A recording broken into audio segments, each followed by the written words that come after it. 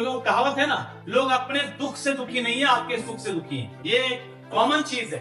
वो एक छोटी सी कहानी जो हम अक्सर सुनते हैं ना, कि एक बार 3 दोस्त नाव पे जाते जाते भटकते भटकते अचानक नाव उनकी डूब गई, किसी टापू पे चले गए जान बचाने के लिए, और वहां पर बैठकर तपस्या करने लगे, भगवान को याद करने लगे कि भगवान मुझे आकर के बचाओ।